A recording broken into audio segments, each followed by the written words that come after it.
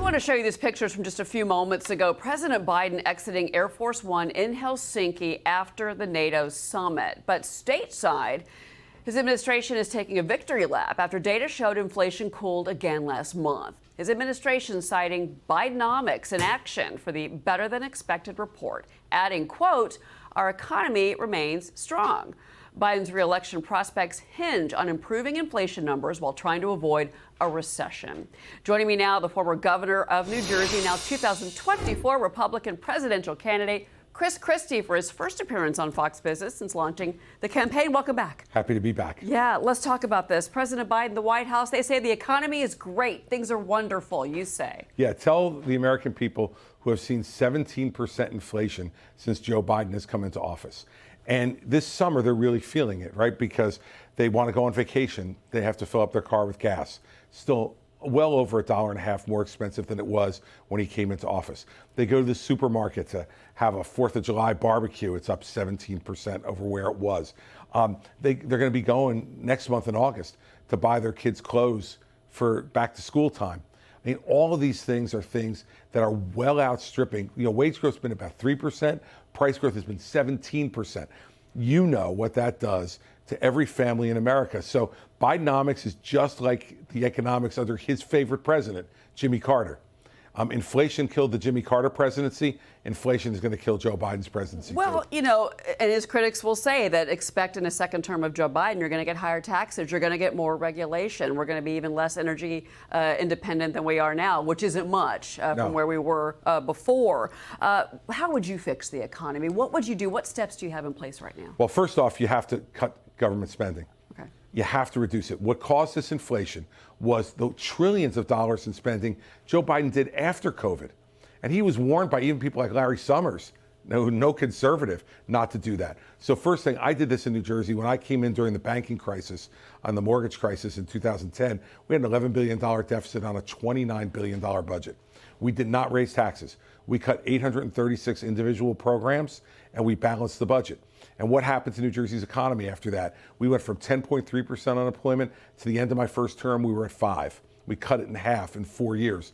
So that's one. Two, energy independence, absolutely. What we need to do is oil and gas exploration have to be increased, because we not only need to be having that for our country, we need to stop reliance on Russian oil and gas. And we can help our allies in Europe and make money for American companies by selling oil and gas over in Europe and having it here for American consumption to keep the prices down, not have to rely upon the Middle East or anybody else for our oil and natural gas.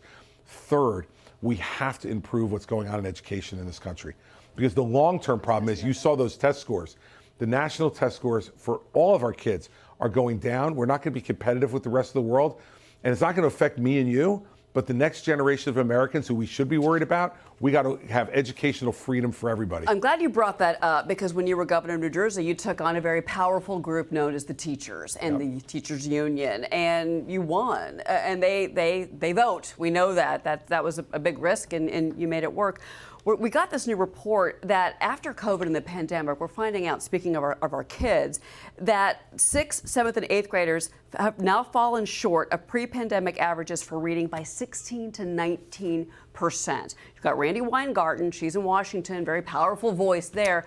How would you deal with the teachers if you were president of the United States? Well, I dealt with Randy when I was governor of New Jersey, because she represented the teachers, and still does, in the city of Newark. And we negotiated a deal back then to allow for merit pay for teachers. First time the unions, in my mind, had ever agreed to something like that. They need to take you seriously. They need to know that your first priority is educating our kids. And we're going to be, in the next couple of weeks, laying out an educational program for revolutionizing what's going on in education in this country.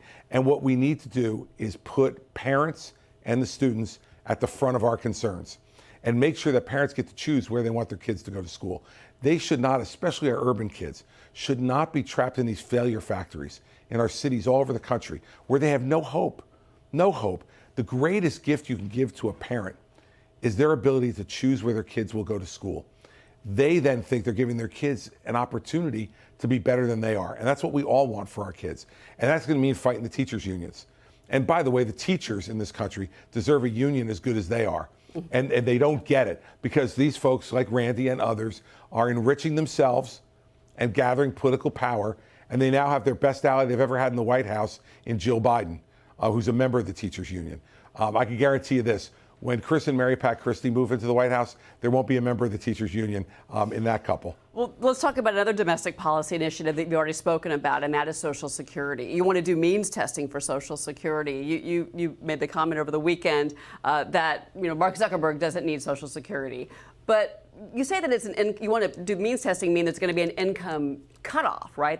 But who is the wealthy to you? Because somebody that makes a firefighter salary in Staten Island is very different from a salary in Iowa, for instance. So exactly right. What is that number cut off? I'm going to be much more attuned to that, Cheryl, than anybody who is in this field, because I come from the wealthiest and the costliest place in the United States, here in the Northeast. And so what I've said is, look, if we do nothing in 11 short years, Social Security is going to have an automatic, by law, 25% reduction in benefits. Imagine what that will do to a senior now gathering Social Security to lose 25% of their benefits. It's not an option to do nothing. So I'm not wed to any of this. But what I say is all of it needs to be on the table.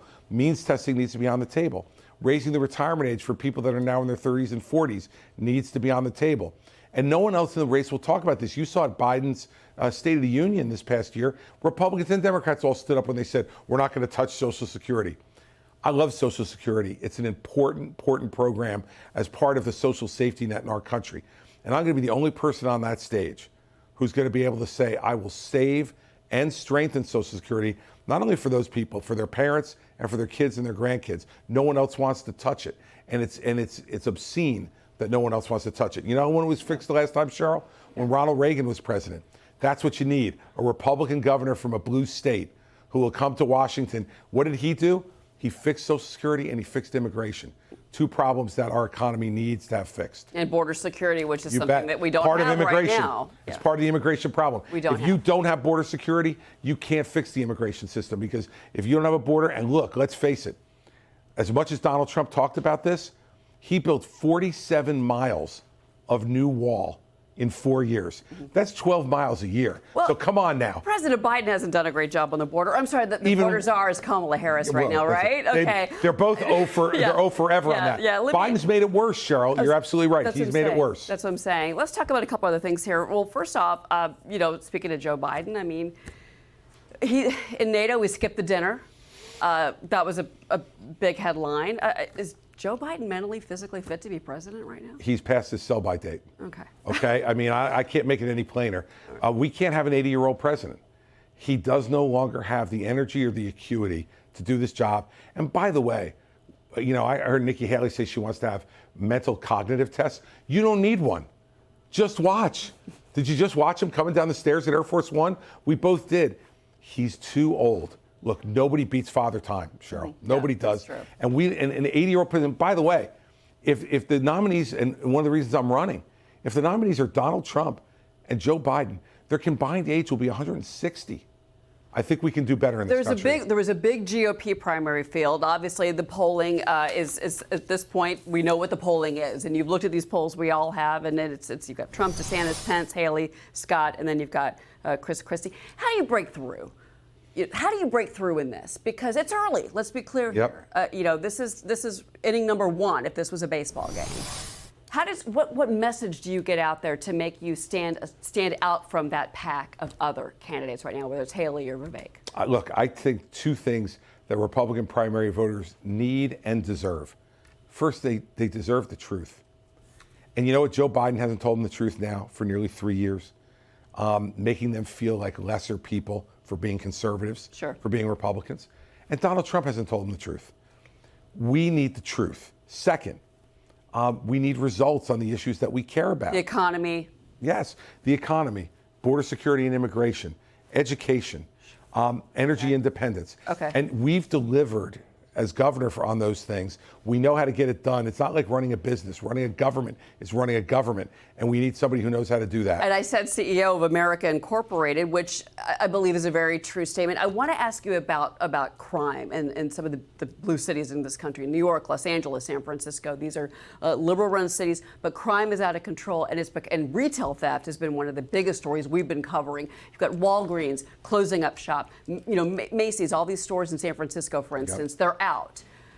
Would you, if you were president, is there something that you could do, policy you could put in place, conversations to be had to stop the deterioration of these cities? Because that is an economic story, and these cities, the economies of these cities are failing right now. Well, I'm the only person in this race who's actually done this.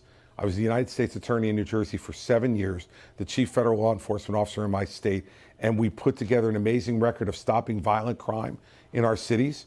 And as governor, I fired the entire Camden City Police Department because they were failing and it was the most dangerous city in America.